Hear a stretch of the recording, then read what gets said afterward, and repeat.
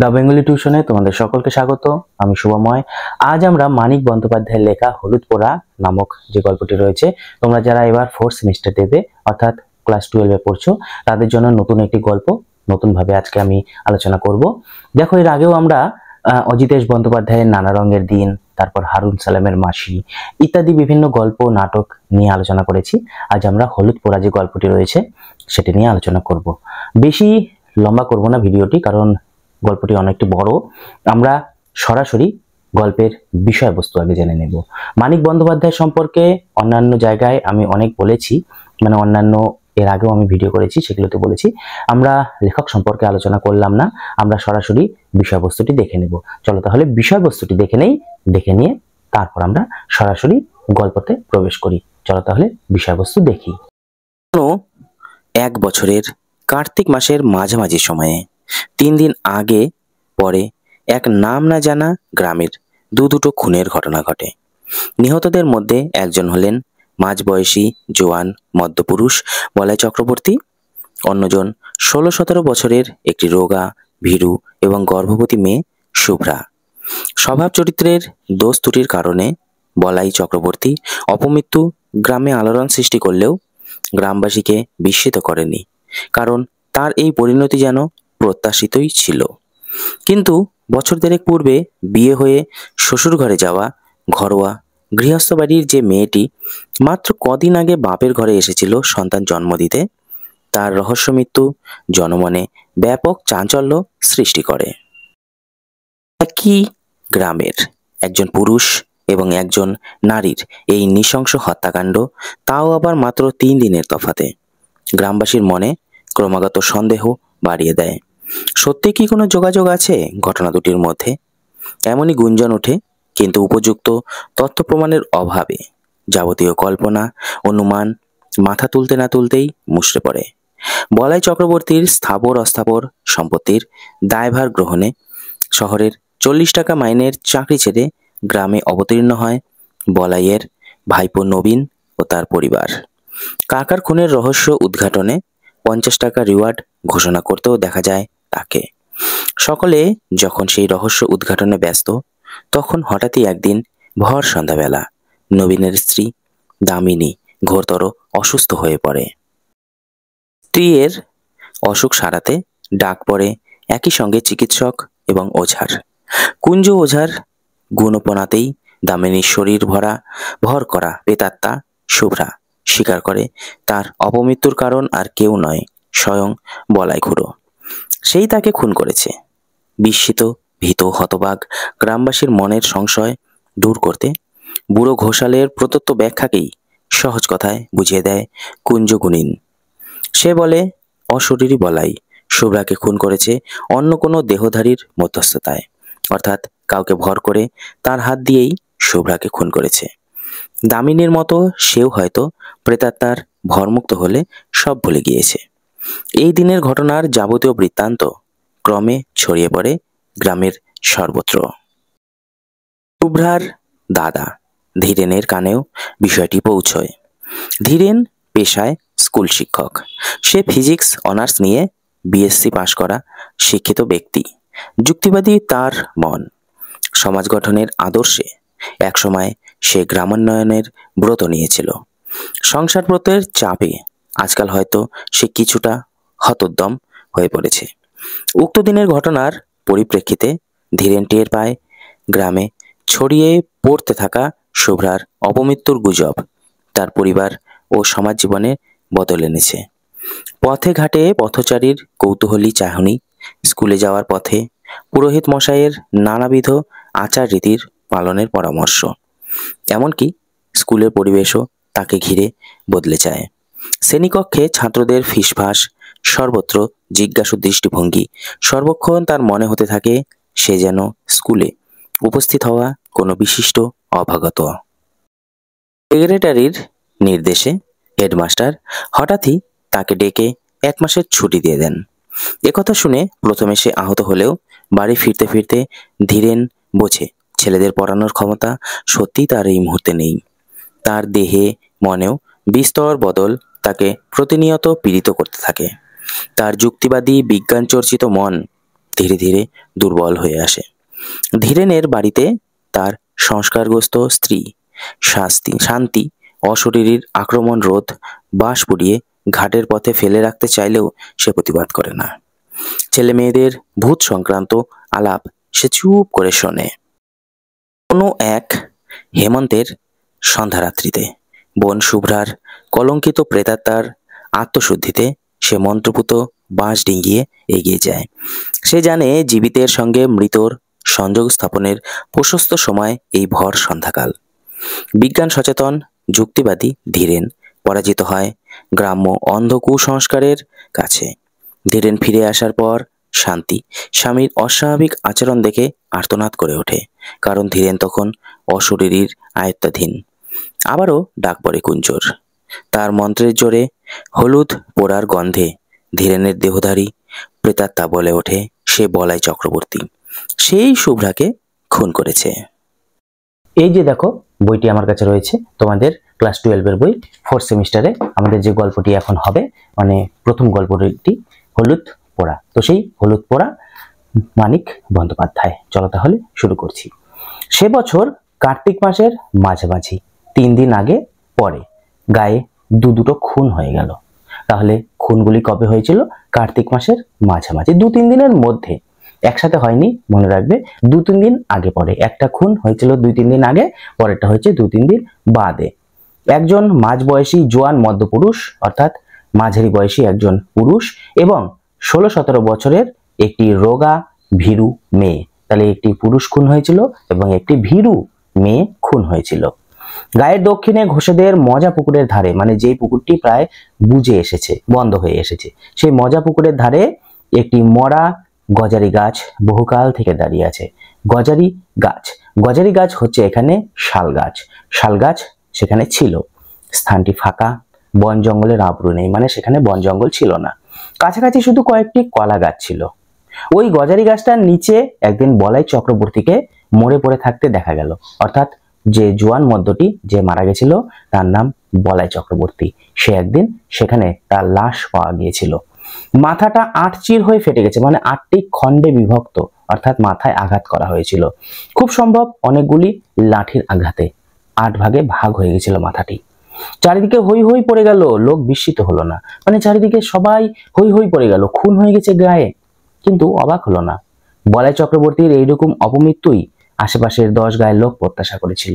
অর্থাৎ লোকটি খুব একটা ভালো ছিল না, সবাই চেয়েছিল যে সে মারা যাক। তো এরকম মৃত্যুতে কেউ অবাক হয়নি।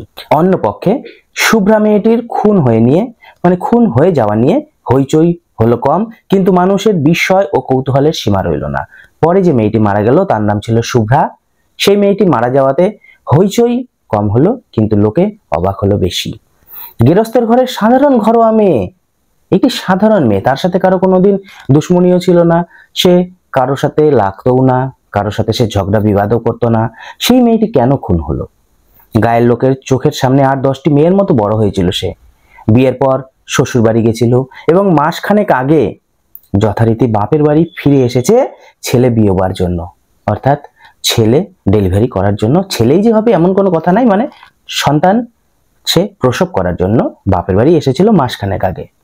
পাশের বাড়ির মেয়েরা পর্যন্ত কোনোদিন কল্পনা করে ছুঁতো পায়নি যে মেয়েটির জীবনে খাপ ছাড়া কিছু লুকোনো ছিল, অর্থাৎ এই মেয়েটির মধ্যে কোনো রহস্য লুকিয়ে আছে, সেটি আশেপাশের বাড়ির মেয়েরাও কোনোদিন কিছু টেরই পায়নি। মেয়েটি এতটাই সাধারণ ছিল। এমন ভয়াবহ পরিণামের নাটকীয় উপাদান সঞ্চিত হয়েছিল। গায়ে সব শেষের সাজের বাতিটি বোধ হয় যখন সবে জ্বালা হয়েছে, তখন বাড়ির পেছনের ডোবার ঘাটে শুভ্রার মতো মেয়েকে কে বা কারা যে কেন গলা টিপে মেরে রেখে যাবে ভেবে উঠতে না পেরে গা শুদ্ধ লোক যেন অপ্রস্তুত হয়ে গেল, মানে গ্রাম শুদ্ধ সবাই কেমন জানি অপ্রস্তুত ভাবে থেকে গেল। বছর দেড়েক মেয়েটা শ্বশুর বাড়িতে ছিল, অর্থাৎ বিয়ে হবার পর 1.5 বছরের মতো সে শ্বশুর বাড়িতে ছিল, গায়ের লোকের চোখের আড়ালে। সেখানে কি এই ভয়ানক অঘটনের ভূমিকা গড়ে উঠেছিল? মানে সবাই আশা করছে বা সবাই একটা অ্যাজাম্পশন করছে যে সেখানে কি তার কোনো এই মৃত্যুর কোনো একটা গাছ কি সে বুনে এসেছিল? দুটো খুনের মধ্যে কি কোনো যোগাযোগ আছে? 20-30 বছরের মধ্যে গায়ের কেউ তেমন ভাবে জখম পর্যন্ত হয়নি, অর্থাৎ 20-30 বছর হয়ে গেল এই গ্রামে কেউ জখম হয়নি, কেউ আহত হয়নি, সেখানে দুটো খুন। যখন হলো পর পর একেবারে খুন হয়ে গেল দুটো, তার একটি পুরুষ অপরটি যুবতী নারী। দুটি খুনের মধ্যে সম্পর্ক আবিষ্কার করার জন্য প্রাণ সকলের ছটফট করলো। মানে এই দুটি খুনের মধ্যে কোনো কানেকশন আছে কিনা সেটি জানার জন্য সবাই যেন ছটফট করতে লাগলো। কিন্তু বলাই চক্রবর্তী শুভ্রাকে কবে শুধু চোখের দেখা দেখেছিল তাও গায়ের কেউ মনে করতে পারে না। মানে বলাই চক্রবর্তীর সাথে শুভ্রার যে কোনো কানেকশন থাকতে পারে সেটি কেউ কিন্তু কল্পনাও করতে পারেনি। একটুখানি বাস্তব সত্যের খাদের অভাবে নানা জনের কল্পনা ও অনুমানগুলি গুজব হয়ে উঠতে উঠতে মুষড়ে যায়। মানে এক একজন এক এক রকম ভাবে গল্প চিন্তা করতে লাগলো। বলাই চক্রবর্তীর সম্পত্তি পেল তার ভাইপো নবীন, অর্থাৎ বলাই চক্রবর্তীর যা কিছু সম্পত্তি ছিল সব পেল তার ভাইয়ের ছেলে নবীন। 40 টাকার চাকরি ছেড়ে শহর থেকে সপরিবারে গায়ে এসে ক্রমাগত কোচার খুঁটে চশমার কাজ মুছতে মুছতে সে পাড়ার লোককে বলতে লাগলো, 50 টাকা রিওয়ার্ড ঘোষণা করেছি। অর্থাৎ আমার কাকার বা জ্যাঠার খুনিকে যে ধরে দিতে পারবে তার জন্য 50 টাকা রিওয়ার্ড ঘোষণা করেছিল সে, অর্থাৎ তার ভাইপো। কাকাকে যারা অমন মার মেরেছে তাদের যদি ফাঁসি কাঠে ঝুলাতে না পারি, মানে সে একটা চ্যালেঞ্জ নিয়ে নিয়েছিল যে আমার কাকাকে যারা হত্যা করেছে তাদের আমি ফাঁসি কাঠে ঝোলাবই। চশমার কাচের বদলে মাঝে মাঝে কোচার খুঁটে সে নিজের চোখও মুছতে লাগলো। মানে একটু বেশি বানিয়ে আর কি, মানে লোকজনকে দেখাতে হবে যে আমি কান্না করছি, আমার একটু মন ভারাক্রান্ত, সেই জন্য মাঝে মাঝে ধুতি দিয়েও সে চোখ মুছতে লাগলো। ঠিক 21 দিন গায়ে বাস করার পর নবীনের স্ত্রী, মানে এই যে ভাইপো নবীন তার স্ত্রী দামিনী, তাহলে নবীনের স্ত্রীর নাম দামিনী, সে সন্ধ্যাবেলা লণ্ঠন হাতে রান্নাঘর থেকে উঠান পার হয়ে শোবার ঘরে যাচ্ছিল। মিডিলে বড় একটি উঠান, উঠানের এক পাশে রান্নাঘর আর এক পাশে শোবার ঘর। রান্নাঘর থেকে শোবার ঘরে যাচ্ছিল, মিডিলে একটা বড় উঠান। কোথা থেকে অতি মৃদু একটা দমকা বাতাস বাড়ির পূব কোণের তেঁতুল গাছের পাতাকে নাড়া দিয়ে তার গায়ে এসে লাগলো। আমরা অনেকে বলি না ভূত ধরেছে বা হাওয়া লেগেছে, এই ধরনের একটা হাওয়া তার গায়ে এসে লাগলো। দামিনীর হাতে লণ্ঠন ছিটকে গিয়ে পড়লো দক্ষিণ ঘরের দাওয়ায়, মানে দক্ষিণ যে ঘরটা ছিল তার বারান্দায় তার হাতের লণ্ঠনটি যে ছিটকে পড়লো। উঠানে আছড়ে পড়ে হাত পা ছুটতে ছুটতে দামিনীর দাঁতে দাঁত লেগে গেল, মানে তার গায়ে দানও চেপেছে বা ভূত তার গায়ে চেপে বসলো। দালানের আনাচে কানাচে ঝড়ো হাওয়া যেমন গুমড়ে গুমড়ে কাঁদে, দামিনী আওয়াজ করতে লাগলো, সেই রকম কান্না করতে লাগলো দামিনী সেই সময়। শুভ্রার দাদা ধীরেন স্থানীয় মাস্টারে, মানে স্কুলে মাস্টারি করে। ওই যে আরেকটি মেয়ে মারা গেছিল শুভ্রা, তার দাদা ধীরেন, সে স্থানীয় একটা স্কুলে মাস্টারি করে। গায়ে সেই মাত্র ডাক্তার পাশ না করা, মানে সেই একমাত্র ডাক্তার ছিল যে পাশ না করেও ডাক্তার, কুয়াক ডাক্তার অ্যাকচুয়ালি। ফিজিক্সে অনার্স নিয়ে বিএসসি পাশ করে 7 বছর গায়ের স্কুলে জিওগ্রাফি পড়েছিল ফিজিক্স, কিন্তু গায়ের স্কুলে সে জিওগ্রাফি পড়াচ্ছিল। প্রথম দিকে প্রবল উৎসাহের সাথে 47 খানা বই নিয়ে লাইব্রেরি, 7 জন ছেলেকে নিয়ে তরুণ সমিতি, বই পড়ে পড়ে সাধারণ রোগের বিনামূল্যে ডাক্তারি এইসব আরম্ভ করেছিল। পড়ানোর পাশাপাশি বই পড়ে ডাক্তারি শুরু করেছিল সে। গেও একটি মেয়েকে বিয়ে করে 2 বছরে 4টি ছেলে মেয়ে জন্ম হওয়ায় এখন অনেকটা ঝিমিয়ে গিয়েছে। 2 বছরে 4টা সন্তান হয়েছে তার, এখন সে ঝিমিয়ে গেছে। লাইব্রেরির বইয়ের সংখ্যা 300-তে উঠে থেমে গেছে। শুরু হয়েছিল খুব অল্প, কিন্তু এখন 300-তে গিয়ে তারপর থেমে গেছে। তার নিজের সম্পত্তি হিসাবে বইয়ের আলমারি তার বাড়িতেই তালাবদ্ধ হয়ে থাকে। চাঁদা কেউ দেয় না, মানে লাইব্রেরি যে চাঁদা লাগে সেই চাঁদা কেউ দেয় না। তবে 2-4 জন পড়ার বই আর একবার পড়ার জন্য মাঝে মাঝে চেয়ে নিয়ে যায়। বছরে 2-3 বার তরুণ সমিতির মিটিং হয়। 4 আনা 8 আনা ফি নিয়ে এখন সে ডাক্তারি করে, ওষুধ বিক্রি করে। সে এখন ডাক্তারিতে ফিও নেয়, ওষুধ বিক্রি করে। ধীরেন যখন ডেকে আনা হলো, মানে ধীরেনকে ডাক্তার হিসাবে ডেকে আনা হলো, এদিকে ওই যে ওর বউ নবীনের স্ত্রী দামিনী, তাকে যখন দানা চেপেছিল তখন ডাক্তারকে ডেকে আনা হয়েছিল। কলসি কলসি জল ঢেলে দামিনীর মূর্ছা ভাঙা হয়েছে, অর্থাৎ অনেকগুলো জল ঢেলে দামিনীকে ঠিক করা হয়েছে। কিন্তু সে তাকাচ্ছে অর্থহীন দৃষ্টিতে, মানে চোখ মুখ উল্টে দিয়ে সে কেমন ভাবে জানি তাকাচ্ছিল। আপন মনে হাসছে আর কাঁদছে, এবং যারা তাকে ধরে রেখেছিল তাদের আঁচড়ে কামড়ে পালিয়ে যাবার চেষ্টা করছে। মানে তাকে যারা সাপোর্টিং হিসাবে ধরছিল তাদেরকে কামড় দিচ্ছিল, কামড় দিয়ে পালিয়ে যাবার চেষ্টা করছিল সে। ধীরেন গম্ভীর চিন্তিত মুখে বলল, শাহপুরের কৈলাস ডাক্তারকে একবার ডাকা দরকার। মানে কৈলাস নামক একজন ডাক্তার ছিল, তাকে একবার ডাকলে ভালো হতো। আমি চিকিৎসা করতে পারি, তবে কি জানেন আমি তো পাশ করা ডাক্তার নই, দায়িত্ব নিতে ভরসা পাচ্ছি না। মানে আমি করতে পারি ট্রিটমেন্ট, কিন্তু একটা পাশ করা ডাক্তার হলে ভালো হতো। বুড়ো পঙ্কজ ঘোষাল বলাই চক্রবর্তীর অনুগ্রহে বহুকাল সপরিবারে পরিপুষ্ট হয়েছিলেন। তিনি বললেন, ডাক্তার? ডাক্তার কি হবে? তুমি আমার কথা শোনো বাবা নবীন, কুঞ্জকে অবিলম্বে ডেকে পাঠাও। কুঞ্জকে ডাকার কথা বলা হলো। গায়ে যারা ভিড় করেছিল তারা প্রায় সকলেই বুড়ো ঘোষালের কথায় সায় দিল। নবীন জিজ্ঞাসা করলো, কুঞ্জ কত নেয়, মানে কুঞ্জ কত টাকা নেয়? ধীরেন বলল, ছি, এসব দুদিনে করো না নবীন, মানে তুমি এখন টাকা পয়সার হিসাব করো না। আমি বলছি তো মায়, এটা অসুখ, এটা অন্য কিছু নয়। লেখাপড়া শিখেছো, জ্ঞান বুদ্ধি আছে, তুমি কি বলে কুঞ্জকে চিকিৎসার জন্য ডেকে পাঠাবে? মানে কুঞ্জ হচ্ছে ওই যে ঝাড়ফুঁক করে যে, সেই ধরনের একজন। তুমি পড়াশোনা করে এখন এগুলো তুমি বিশ্বাস করছো? নবীন আমতা আমতা করে বলল, এসব খাপছাড়া অসুখে ওদের চিকিৎসায় ভালো ফল দেয় ভাই, মানে এসব জিনিসে ওরাই ভালো ট্রিটমেন্ট করতে পারে। বয়সে নবীন 3-4 বছরের বড়, কিন্তু এককালে দুজন একসাথে একই স্কুলে পাশাপাশি বয়সে লেখাপড়া করতো, মানে বসে। তারা একটু ছোট বড় হলেও একসাথেই পড়তো। বোধ হয় সেই খাতিরেই কৈলাস ডাক্তার ও কুঞ্জ মাঝি দুজনকেই আনতেই নবীন লোক পাঠিয়ে দিল, যাও ওকেও নিয়ে আসো, একেও নিয়ে আসো, যার দ্বারা ভালো হয়, ভালো হলেই ভালো। কুঞ্জ আগে এলো। লোক পৌঁছবার আগেই সে খবর পেয়েছিল চক্রবর্তীর বউকে অন্ধকারে অশরীরী শক্তি আয়ত্ত করেছে, অর্থাৎ ভূতে ধরেছে চক্রবর্তী বাড়ির বউকে। কুঞ্জ নাম করা গুণী, ওই যে মাহাত, মাহাত মানে তো বুঝো, যারা ওঝা, সেই কুঞ্জ হচ্ছে ওঝা। তার গুণপনা দেখবার লোভে আরো অনেকে এসে ভিড় বাড়িয়ে দিল। এবার ওঝা মাহাত ইত্যাদি বাড়িতে আসলে আশেপাশের বাড়ির যে লোকজন তারা এসে ভিড় বাড়ালো সেখানে। ভর সাজে ভর করেছে, সহজে ছাড়বে না, অর্থাৎ ভর সন্ধ্যাবেলা তাকে তার গায়ে ভর হয়েছে, এটা তো সহজে ছাড়া যাবে না। এই বলে সকলকে ভয় দেখিয়ে সঙ্গে সঙ্গে আবার অভয় দিয়ে কুঞ্জ বলল, তবে ছাড়াতে হবেই শেষতাক। কুঞ্জ মাঝির সাথে তো চালাকি চলবে না, অর্থাৎ আমি তো করতেই হবে আমাকে, আমার সাথে চালাকি অসম্ভব। ঘরের দাওয়া থেকে সকলকে উঠোনে নামিয়ে দেওয়া হলো। বিড় করে মন্ত্র পড়তে পড়তে কুঞ্জ দাওয়ায় জল ছিটিয়ে দিল, মানে সব বারান্দা ছিল সবকিছুতে জল ছিটাচ্ছে। দামিনী এলো চুল শক্ত করে বেঁধে দেওয়া হলো দাওয়ায় একটা খুঁটির সাথে। দামিনীকে তার চুলটি বেঁধে দেওয়া হলো একটা খুঁটির সাথে। দামিনী না রইল বসবার উপায়, না রইল পালাবার ক্ষমতা, অর্থাৎ সে বসতেও পারছে না, পালাতেও পারছে না, তার চুল বেঁধে দেওয়া হলো। তাকে আর কারো ধরে রাখার প্রয়োজন রইল না এখন আর। নড়তে গিয়ে চুলে টান লাগায় দামিনী আর্তনাদ করে উঠতে লাগলো, মানে নড়তে গেলেই তো চুলে টান লাগছে, তাই সে এখন আর নড়ছে না।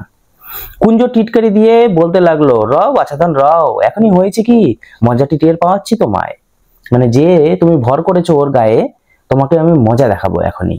ধীরেন প্রথম দিকে চুপ করেই ছিল, বাধা দিয়ে লাভ নেই, গায়ের লোক কথা শোনাবে না, মানে কথা শুনে না, বিরক্ত হয়। এবার সে আর ধৈর্য ধরতে পারলো না। তুমি কি পাগল হয়ে গেছো নবীন?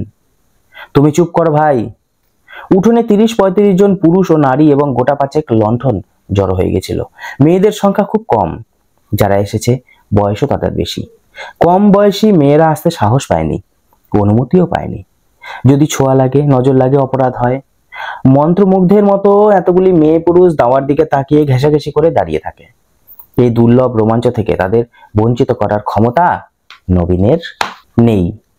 দাওয়াটি যেন স্টেজ, সেখানে যেন মানুষের জ্ঞান বুদ্ধির অতীত রহস্যকে সহজবদ্ধ নাটকের রূপ দিয়ে অভিনয় করা হচ্ছে। ঘরের দুয়ারে কুঞ্জ যেমন আমদানি করেছে জীবনের শেষ সীমানার ওপারের ম্যাজিক, এমন ঘরোয়া, এমন হয়ে উঠেছে দামিনীর মধ্যে অদেহি ভয়ঙ্করের সেই ঘনিষ্ঠ আবির্ভাব। ভয় সকলে ভুলে গেছে, শুধু আছে তীব্র উত্তেজনা এবং কৌতূহল ভরা পরম উপভোগ্য শিহরণ, মানে সবাই কৌতূহলী চোখে তাকিয়ে রয়েছে। একলা সামনে এগিয়ে, পাশে সরে, পিছু হটে, সামনে পিছনে দূরে দূরে কুঞ্জ দুর্বোধ্য মন্ত্র আওড়াতে থাকে, মানে কুঞ্জ মন্ত্র বলতে থাকে। মশলাতে আগুন করে তাতে সে একটি দুটি শুকনো পাতা আর শিকড় পুড়তে দেয়, চামড়া পোড়ার মতো একটা উৎকট গন্ধে চারিদিক ভরে যায়। কি কি যে দেয়, চারিদিক যেন গন্ধে ভরে যাচ্ছে। দামিনীর আর্তনাদ ও ছটপটানি ধীরে ধীরে কমে আসছিল। একসময় খুঁটিতে পিঠ ঠেকিয়ে কাঠ হয়ে দাঁড়িয়ে সে বোঝো বোঝো চোখে কুঞ্জর দিকে তাকিয়ে নিষ্পন্দ হয়ে রইল, মানে সে কিছুটা ঝিমিয়ে গেল। তখন একটা কাঁচা হলুদ পুড়িয়ে কুঞ্জ তার নাকের কাছে ধরল। দামিনী ঢুলু ঢুলু চোখে ধীরে ধীরে বিস্ফোরিত হয়ে উঠল, সর্বাঙ্গে ঘন ঘন শিহরণ বয়ে যেতে লাগলো, মানে সে আবার টাটকা হতে লাগলো। কে তুই, বল কে তুই? আমি শুভ্রা গো, শুভ্রা, আমায় মেরো না, মানে যেই মেয়েটি খুন হয়েছিল সেই মেয়েটি, চাটুর্যে বাড়ির শুভ্রা যে খুন হয়েছে। হ্যাঁ গো হ্যাঁ, আমায় মেরো না। নবীন দাওয়ায় একপাশে দাঁড়িয়েছিল, তার দিকে মুখ ফিরিয়ে কুঞ্জ বলল, ব্যাপার বুঝলেন কর্তা? উঠোন থেকে চাপা গলায় বুড়ো ঘোষালের নির্দেশ এলো, কে খুন করেছিল, শুধাও না কুঞ্জ। মানে সবার তো আগ্রহ। ওহে কুঞ্জ, শুনছো, কে শুভ্রাকে খুন করেছিল, শুধিয়ে নাও চট করে। কুঞ্জকে কিছু জিজ্ঞেস করতে হলো না, দামিনী নিজে থেকেই ফিস ফিস করে জানিয়ে দিল, বলাই খুড়ো আমায় খুন করেছে, মানে বলাই চক্রবর্তী আমায় খুন করেছে। নানাভাবে ঘুরিয়ে ফিরিয়ে অনেকবার তাকে প্রশ্ন করা হলো, কিন্তু দামিনীর মুখ দিয়ে এছাড়া আর কোনো জবাব বার হলো না। সে শুভ্রা এবং বলাই তাকেই খুন করেছে। তারপর এক সময় তার মুখ বন্ধ হয়ে গেল, নাকে হলুদ পড়া ধরেও আর তাকে কথা বলানো গেল না, মানে আর কিছু কেউ জিজ্ঞেস করতে পারলো না। কুঞ্জ অন্য একটা প্রক্রিয়ার আয়োজন করেছিল, কিন্তু কৈলাস ডাক্তার এসে পড়ায় আর সুযোগ পেল না। কৈলাসের চেহারাটি জমকালো, প্রকাণ্ড শরীর, এক মাথা কাঁচা পাকা চুল, মোটা ভুরু আর মুখময় খোঁচা খোঁচা গোফ দাড়ি। যে পাশ করা ডাক্তার কৈলাস, তার কথা বলা হচ্ছে। এসে দাঁড়িয়েই ষাঁড়ের মতো গর্জন করতে করতে সে সকলকে গালাগালি দিতে আরম্ভ করলো। কুঞ্জর আগুনের মালসা তার দিকে লাথি মেরে ছুড়ে দিয়ে বলল, দাঁড়া হারামজাদা, তোর ফাঁসি কাঠে ঝুলাচ্ছি। ওষুধ দিয়ে বৌমাকে আজ মেরে ফেলে থানায় তোর নামে রিপোর্ট করে দেব, তুই খুন করেছিস। কৈলাস খুঁটিতে বাঁধা চুল খুলে দামিনীকে ঘরে নিয়ে গিয়ে বলাই এর দাদামশাইয়ের আমলের প্রকাণ্ড খাটে বিছানায় শুইয়ে দিল, মানে যে যাকে ভূত ধরেছিল তাকে খাটে শুইয়ে দেওয়া হলো। প্যাট করে তার বাহুতে ছুঁচ ফুটিয়ে গায়ে ঢুকিয়ে দেওয়া হলো ঘুমের ওষুধ। দামিনী কাতর হয়ে বলল, আমায় মেরো না গো, আমায় মেরো না, আমি শুভ্রা, চাটুজ্জে বাড়ির শুভ্রা। কয়েক মিনিটের মধ্যে সে ঘুমিয়ে পড়ল। দামিনীর মুখ দিয়ে শুভ্রা বলাই চক্রবর্তীর নাম করায় অনেকে বিশ্বাসীর মতো যে ধাঁধার সৃষ্টি হয়েছিল, বুড়ো ঘোষালের ব্যাখ্যা শুনে সেটা কেটে গেল। শুভ্রা 3 দিন আগে বলাই চক্রবর্তী মরে গেছিল, সন্দেহ নেই, কিন্তু শুধু জ্যান্ত মানুষকে গলা টিপতে পারে, আর কিছু মারে না। শ্মশানে মশানে দিনক্ষণ প্রভৃতি যোগাযোগ ঘটলে পথ ভোলা প্রতীকের ঘাড় তবে মাঝে মাঝে মটকে দেয় কিসে? অনেকে বলে না, ভূতে ঘাড় ঘুরিয়ে দিছে, ঘাড় মটকে দিছে, এই ধরনের হতে পারে। শুভ্রা হয়তো এভাবেও মারা গেছে। ব্যাখ্যাটা দেওয়া উচিত ছিল কুঞ্জগুণীর। বুড়ো ঘোষাল আগেই সকলকে শুনিয়ে দেওয়াতে জোর গলায় তাকে সমর্থন করে নিজেই মর্যাদা বাঁচানো ছাড়া আর উপায় রইল না। তবে কথাটাকে সে ঘুরিয়ে দিল একটু অন্যভাবে, যার ফলে অবিশ্বাসী মনে পর্যন্ত খটকা বাঁধা সম্ভব হয়ে উঠল।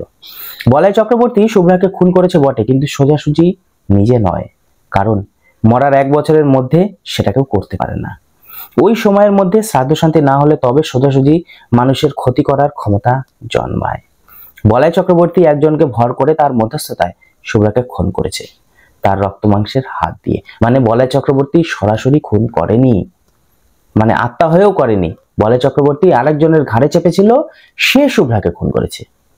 না, যাকে সে ভর করেছিল তার কিছু মনে নেই, মনে কি থাকে? এক রাত্রে অনেক কান ঘুরে পরদিন সকালে এই কথাগুলি ধীরেনের কানে এলো। অগ্রহায়ণের উজ্জ্বল মিঠে রোদ তখন চারিদিক ছড়িয়ে আছে। বর্ষায় পরিপুষ্ট গাছে আর আগাছার জঙ্গলে যেন পার্থিব জীবনের ছড়াছড়ি। বাড়ির পিছনের ডোবাটি কচুরি পানায় আচ্ছন্ন। গাঢ় সবুজ অসংখ্য রসালো পাতা, বর্ণনাতীত কোমল রঙের অপরূপ ফুল। তাল গাছের গুড়ির ঘাটটি কার্তিক মাসেও প্রায় জলে ডুবেছিল, এখন জল কমে অর্ধেকের বেশি ভেসে উঠেছে। টুকরো বসিয়ে ধাপগুলি এবার ধীরেন বিশেষ করে শুভ্রার জন্য বানিয়ে দিয়েছিল। 7 মাসের গর্ভ নিয়ে ঘাটে উঠতে নামতে সে যাতে পা পিছলে আছাড় না খায়। পাড়ার মানুষ বাড়ি বয়ে গায়ে গুজব শুনিয়ে গেল। আবেষ্টনীর প্রভাবে উদ্ভট কথাগুলির সঙ্গে সঙ্গে ধীরেনের মন থেকে বাতিল হয়ে গেল। ক্ষুব্ধ হবার অবসরও সে পেল না। ডোবার কোন দিক থেকে কিভাবে কে সেদিন সন্ধ্যায় ঘাটে এসেছিল, এই পুরনো ভাবনা সে ভাবছিল অনেকক্ষণ থেকে। তাই সে ভাবতে লাগলো। একমাত্র এই ভাবনা থেকে তাকে অন্যমনস্ক করে দেয়। ক্ষোভ ও বিষাদের তার এত প্রাচুর্য এখন যে মাঝে মাঝে কিছুক্ষণের জন্য অন্যমনস্ক হতে না পারলে তার অসহ্য কষ্ট হয়। অন্য কোনো বিষয়ে তার মন বসে না। ভাতের থালা সামনে ধরে দিয়ে শান্তি বলল, আমার কিন্তু মনে হয় তাই হবে, নইলে। কটমট করে তাকিয়ে ধীরেন ধমক দিল, চুপ, যা খুশি মনে হোক তোমায়, আমায় কিছু বলবে না, খবরদার। স্কুলে যাওয়ার পথে যাদের সাথে দেখা হলো, মুখে তারা কিছুই বলল না, কিন্তু তাদের তাকানোর ভঙ্গি যেন আরো স্পষ্ট জিজ্ঞাসা করলো, কথাটা তুমি কিভাবে নিয়েছো শুনি? মানে তোমার বোন যে খুন হলো, তুমি কিভাবে নিয়েছো কথাটা? পুরুষ ঠাকুর তাকে অনেকক্ষণ দাঁড় করিয়ে রেখে দোষ মোচনের জন্য দরকারি ক্রিয়াকর্মের বিষয়ে আলোচনা করলেন। মানে তোমার যে বোনের যে দোষ, সেই দোষগুলি তুমি তাড়াও তাড়াতাড়ি। উপদেশ দিলেন, বিশেষ করে বলে দিলেন যে স্কুল থেকে ফিরবার সময় বাড়ি থেকে সে যেন তার নিজের ও বাড়ির সকলের ধারণের জন্য মাদুলি নিয়ে যায়, মানে তাদের বাড়ির দোষ কাটাতে হবে, তারা যেন মাদুলি ব্যবহার করে। স্কুলে পা দেওয়ার পর থেকে ধীরেনের মনে হতে লাগলো সে যেন বাইরের কোনো এক বিশিষ্ট অভ্যাগত স্কুল পরিদর্শন করতে এসেছে, মানে সে ভিজিটে এসেছে।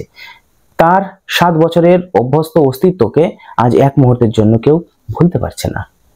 প্রথম ঘন্টাতেই ক্লাস ছিল। অর্ধেক ছেলে আড়ষ্ট হয়ে বসেছিল, বাকি অর্ধেক নিজেদের মধ্যে গুজগাছ ফিসফিস করছে, মানে সবাই বলছে এদের বাড়ির মেয়েটি ভূত হয়ে গেছে। নিজেকে জীবন্ত ব্যাঙের মতো মনে হচ্ছিল। বইয়ের পাতায় চোখ রেখে ধীরেন পড়তে লাগলো। চোখ তুলে ছেলেদের দিকে তাকাতেও পারলো না। ঘন্টা কাবার হতেই হেডমাস্টার ডেকে পাঠালেন, তুমি 1 মাসের ছুটি নাও ধীরেন। 1 মাস ছুটি? মথুরবাবু এইমাত্র বলে গেলেন আজ থেকেই ছুটি পাবে, আজ আর তোমার পড়িয়ে কাজ নেই। মথুরবাবু স্কুলের সেক্রেটারি, মাইলখানে পথ হাঁটলেই তার বাড়ি যাওয়া যায়। চলতে চলতে মাঝপথে ধীরেন মাথাটা কেমন যেন ঘুরে উঠল। কদিন থেকেই হঠাৎ চেতনায় ঝাঁকি লেগে মাথাটা তার এইরকম ঘুরে উঠছে। চিন্তায় ও অনুভূতির আকস্মিক পরিবর্তনের সঙ্গে এই ঝাঁকি লাগে, অথবা এমন ঝাঁকি লেগে তার চিন্তা ও অনুভূতি বদলে যায়। গাছতলায় কিছুক্ষণ বিশ্রাম করে সে বাড়ির দিকে পা বাড়ালো। বাড়িতে যেতেই হবে। মথুরবাবু এখন হয়তো খেয়ে দিয়ে বিশ্রাম করছেন, এখন তাকে বিরক্ত করা উচিত হবে না। স্কুল থেকে তাড়িয়ে দেওয়া হয়নি, 1 মাসের ছুটি দেওয়া হয়েছে। 1 মাসের মধ্যে মথুরবাবুর সাথে দেখা করার অনেক সময় সে পাবে। আজ গিয়ে হতে পারে না ধরাই ভালো, মানে আজ হাতে পায়ে না ধরাই ভালো। মথুরবাবুর যদি দয়া হয়, যদি তিনি বুঝতে পারেন যে তার বোন খুন হয়েছে বলে, দামিনীর ঘোষণার ফলে তার বোনের কাল্পনিক কেলেঙ্কারি নিয়ে চারিদিকে হইচই হচ্ছে বলে তাদের দোষী করা উচিত নয়, তাহলে মুশকিল হতে পারে। ছুটি বাতিল করে কাল থেকে কাজে যাবার অনুমতি হয়তো তিনি দিয়ে বসবেন। এতক্ষণ খেয়াল হয়নি, এখন সে বুঝতে পেরেছে নিয়মিতভাবে প্রতিদিন স্কুলে ছেলেদের পড়ানোর ক্ষমতা তার নেই। মথুরবাবুর সামনে গিয়ে দাঁড়াতে লজ্জা হচ্ছে। চেনা মানুষের সাথে দেখা হয়ে যাবার ভয়ে সে মাঠের পথ ধরে বাড়ি চলছে, মানে আবার পাড়া দিয়ে গেলে কেউ হয়তো কিছু জিজ্ঞাসা করে বসবে, সে যেন মাঠ দিয়ে বাড়ি যাচ্ছে। বাড়ি গিয়ে ঘরের মধ্যে লুকোতে হবে, দুর্বল শরীরটা বিছানায় লুটি দিয়ে ভারী মাথাটা বালিশে রাখতে হবে। সারা দুপুর ঘরের মধ্যে শুয়ে বসে ছটপট করে কাটিয়ে শেষ বেলায় ধীরেন উঠোনে বাইরে বেরিয়ে এলো। মাজা বাসন হাতে নিয়ে শান্তি ঘাট থেকে উঠে আসছিল। ডোবার ধারে প্রকাণ্ড বাঁশঝাড়টায় ছায়ার মানুষের মতো কি যেন একটা নাড়াচাড়া করছে। ধীরেন আর্তনাদ করে উঠলো, কে ওখানে, কে? শান্তির হাতের বাসন ঝনঝন করে শব্দে পড়ে গেল। উঠপড়ি করে কাছে ছুটে এসে ভয়ার্ত কণ্ঠে সে জিজ্ঞেস করলো, কোথায় কে, কোনখানে? বাঁশঝাড় থেকে চেনা গলার আওয়াজ এলো, আমি মাস্টার বাবু, বাঁশ কাটছি। কে তোকে বাঁশ কাটতে বলেছে? শান্তি বলল, আমি বলেছি। খেন্তি পিসি বলল, নতুন একটা বাঁশ কেটে আগা থেকে মাথায় একটু পুড়িয়ে ঘাটের পথে আড়াআড়ি ভাবে ফেলে রাখতে, ভোরে উঠে সরিয়ে দেব, সন্ধ্যার আগে পেতে রাখবো। তুমি যেন আবার ভুল করে বাঁশটা ডিঙিয়ে যেও না, মানে যে যা পারছে তাদের এসে বুঝিয়ে যাচ্ছে এটা করো, ওটা করো, সেটা করো ইত্যাদি। সন্ধ্যার আগেই শান্তি আজকাল রাঁধা বাড়া আর ঘরকন্নার সব কাজ শেষ করে রাখে। অন্ধকার ঘনিয়ে আসার পর ধীরেনকে সঙ্গে না নিয়ে বড় ঘরের চৌকাঠ পার হয় না। সব নিয়ম কানুন তারা যে যা বলছে ফলো করছে। ছেলে মেয়েদেরও ঘরের মধ্যে আটকে রাখে। সন্ধ্যা থেকে ঘরে বন্দি হয়ে ধীরেন আকাশ পাতাল ভাবে, আর মাঝে মাঝে সচেতন হয়ে ছেলে মেয়েদের আলাপ শোনে। ছোট পিসি ভূত হয়েছে? ভূত নয়, পেতনি, বেটা ছেলেরা ভূত হয়। কেউ কেউ আবার এটা বলছে, মানে ছেলে মেয়েরা। ঘরের মধ্যেও কারণে অকারণে শান্তি ভয় পেয়ে আটকে উঠে। কাল প্রথম রাত্রে একটা প্যাঁচার ডাক শুনে ধীরেনকে আঁকড়ে ধরে গোঙাতে গোঙাতে বমি করে ফেলেছিল। বড় ঘরের দাওয়ায় পূর্ব প্রান্তে বসে তামাক টানতে টানতে দিনের আলোয় স্নান হয়ে এলো। এখানে বসে ডোবার ঘাট আর দুধারের বাঁশঝাড় ও জঙ্গল দেখা যায়। জঙ্গলের পর সেনেদের কলা বাগান। সেনেদের কাছারি ঘরের পাশ দিয়ে দূরে বসেদের মজা পুকুরের তীরে মরা গজরি গাছটার ডগা চোখে পড়ে। অন্ধকার হবার আগে কুয়াশায় প্রথমে গাছটা, তারপর সেনেদের বাড়ি আবছা হয়ে ঢাকা গেল। তুমি কি আর ঘাটের দিকে যাবে? শান্তি জিজ্ঞেস করলো, মানে ওরাও কনফিউজড। না, তবে বাঁশটা পেতে দাও, বাঁশ পাততে হবে না। শান্তি কয়েক মুহূর্ত চুপ করে দাঁড়িয়ে রইল। তোমার চোখ লাল হয়েছে, টকটকে লাল হোক। শোবার ঘর আর রান্নাঘরের ভিটের সঙ্গে দুটি প্রান্ত ঠেকিয়ে শান্তি নিজেই বাঁশটা পেতে দিল। কাঁচা বাঁশের দু প্রান্তের খানিকটা পুড়িয়ে দেওয়া হয়েছিল। অশরীরী কোনো কিছু এ বাঁশ ডিঙোতে পারবে না। ঘাট থেকে শুভ্রা যদি বাড়ির উঠোনে আসতে চায়, এ বাঁশ পর্যন্ত এসেও ঠেকে যাবে। আলো জ্বালার আগেই ছেলে মেয়েদের খাওয়া শেষ হলো। সন্ধ্যা প্রদীপ না জেলে শান্তি নিজের খাওয়ার উপায় নেই। ভালো করে সন্ধ্যা হওয়ার আগেই সে তাড়াতাড়ি দ্বীপ জেলে ঘরে ঘরে দেখিয়ে দিল, শাকে ফু দিল। 10 মিনিটের মধ্যে নিজে খেয়ে ধীরেনের ভাত বেড়ে ঢাকা দিয়ে রেখে রান্নাঘরে তালা দিয়ে কাপড় ছেড়ে ঘরে গিয়ে ঢুকলো। বিকালে আজকাল সে মাছ রান্না করে না। এটো কাটা নাকি অশরীর আত্মাকে আকর্ষণ করে। খাওয়ার হাঙ্গামা খুব সংক্ষেপে, সহজ এবং অল্প সময়ে হয়ে যায়। মাছ রান্না করে না বিকেলবেলা। ঘরে আসবে না, না। তখনও আকাশ থেকে আলোর শেষ আভাসটুকু মুছে যায়নি। 2-3টি তারা দেখা দিয়েছে, আরো কয়েকটি দেখা দিতে আবার হারিয়ে যাচ্ছে। আর 1 মিনিট 2 মিনিটের মধ্যে রাত্রি শুরু হয়ে যাবে। জীবিতের সঙ্গে মৃতর সংযোগ স্থাপনের সবচেয়ে প্রশস্ত সময় হচ্ছে সন্ধ্যা। মানে এই সন্ধ্যা সময়টিতেই অশরীরী আত্মাগুলি ভর করে। ভর সন্ধ্যাবেলা শুভ্রা দামিনীকে আশ্রয় করেছিল। আজ সন্ধ্যা পার হলে, রাত্রি আরম্ভ হয়ে গেলে চেষ্টা করেও শুভ্রা হয়তো তার সাথে কথা বলতে পারবে না। আর দেরি না করে এক্ষুনি শুভ্রাকে সুযোগ দেওয়া উচিত। চোরের মতো ভিটে থেকে নেমে বাঁশ ডিঙ্গিয়ে ধীরেন পা টিপে টিপে ডোবার মাঠের দিকে এগিয়ে গেল। অদ্ভুত বিকৃত গলার ডাক শুনে শান্তির লণ্ঠন হাতে ঘর থেকে বেরিয়ে গেল। মানে তার পিছু পিছু তার বউও গেল।